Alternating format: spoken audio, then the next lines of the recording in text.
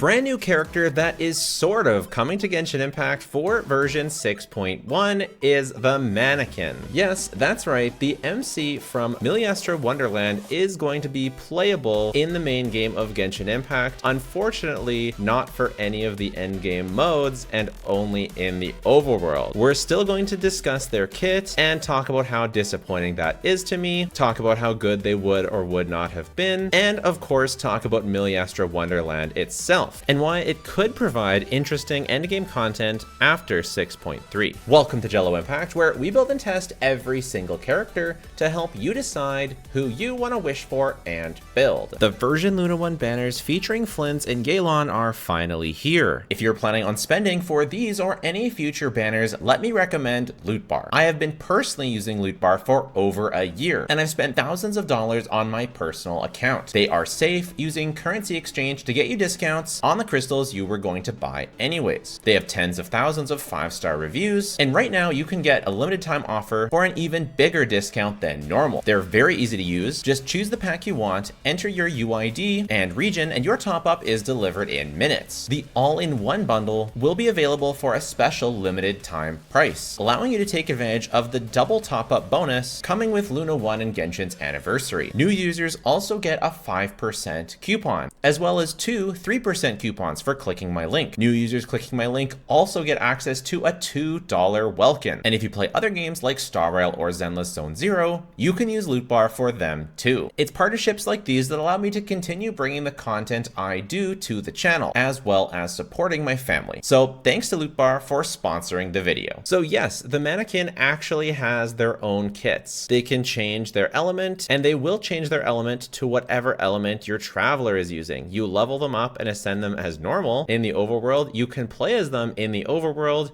and they have their own skill and their own burst, and just everything about them. They have their own kit. As I said, unfortunately, they cannot be used in any of the endgame modes, so it does decrease, you know, the amount of time and effort I will put into this character. And also they're pretty bad. You can basically think of them as having a burst that summons elemental application for whatever type that you make them. Again, it will always be the same type as what you make the traveler, but they will not replace the traveler. They'll be their own character. And so this burst thing would be really cool, where they could have some off-field elemental application, except when you ascend them, their passive removes the ability for it to be off-field application and just gives a tiny terrible nuke. So if you wanted to use them as an off-field applicator, you'd actually have to keep them at pre-level 40 so that you would be able to use them as an off-field applicator. So that's weird. And then their skill gives their normal attacks an elemental infusion, and their damage is of course very underwhelming. And then their other passive gives them more energy. So yeah, basically you're going to be able to use them as a crappy little DPS in the overworld.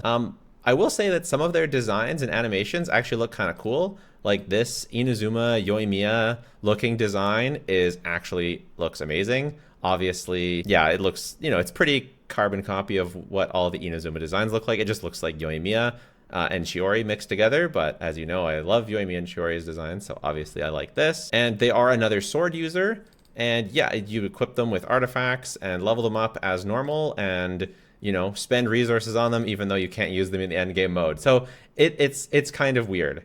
It's kind of weird. That's basically all there is to the character. You'll be able to use them as a crappy DPS in the overworld. But hey, the cool thing is that there's a lot of dress up that you can do with the characters, and some of the outfits, as we talked about, you know, they look kind of nice. I kind of like the witch outfit, and you know, there's going to be gacha. Some of the outfits might be exclusive to the battle pass, or at least be easier to get through the battle pass. If you buy the regular Genshin battle pass, you'll get a discount on this battle pass. I'm gonna be real, at least for now, all of this stuff is not crazy interesting to me, so I'm not gonna break down in this video exactly how everything works, and you know, how the battle pass, and exactly, you know, what pity the gacha is, and how free to play friendly it's going to be, and how important the battle pass is to getting the outfits, and all of those things. Like, currently I'm not interested enough in this mode to put that type of energy into identifying, you know, how it all works, because for now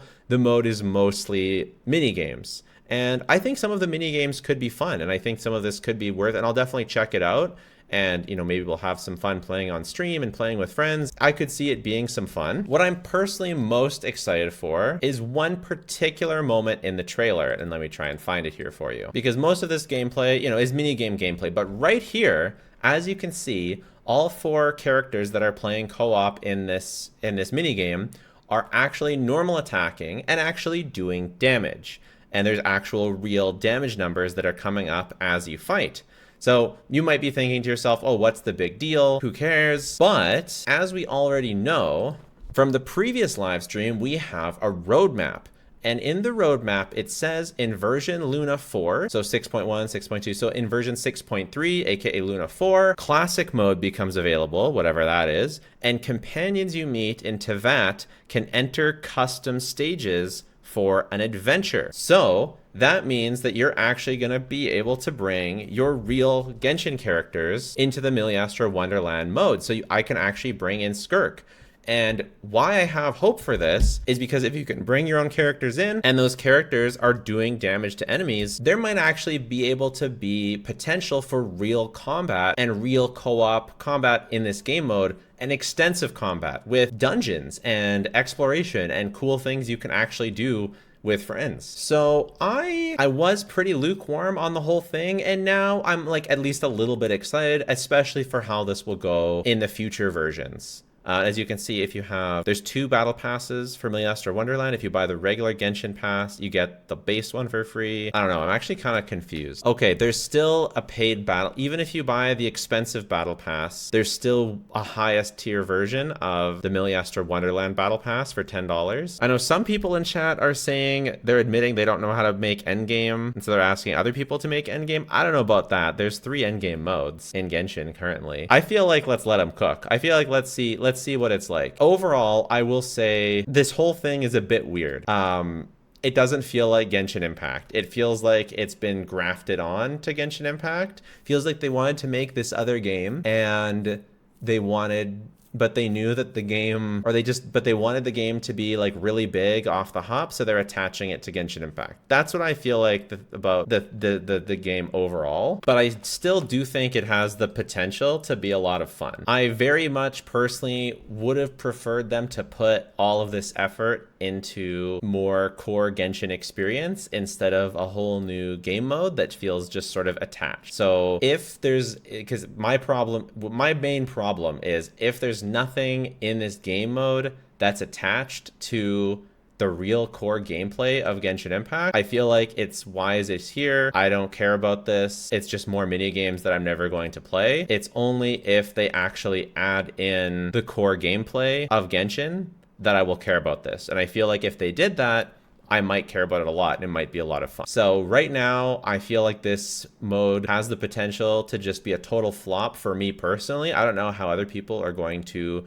react to this, or it has the potential to be a lot of fun.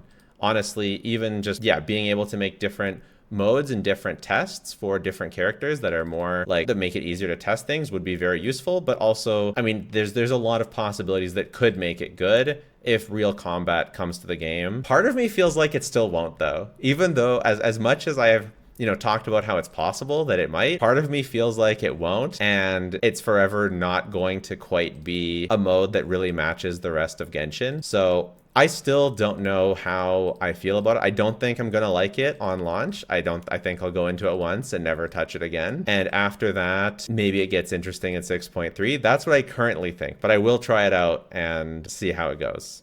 So it feels like the card game, which is also a new game grafted onto Genshin, but they like doubled and tripled down. And it's you could argue the rhythm game is like that too. I feel like the rhythm game it's much more chill than the card game. It's just like a repeating event. I feel like the rhythm game is kind of fun personally, but I feel like it's also like so much effort, like to play a whole other game and a whole other currency and a whole other banner system and a whole other wishing system. Like, god damn, that's a crazy amount of effort for like a side game. But I don't know. I have no idea. We'll just have to wait and see how it is. So let me know if you're excited for this game. I feel like it's going to be super polarizing. I think most people are not going to be excited, and I think a bunch of people are going to get really excited and really serious and going to love it a lot.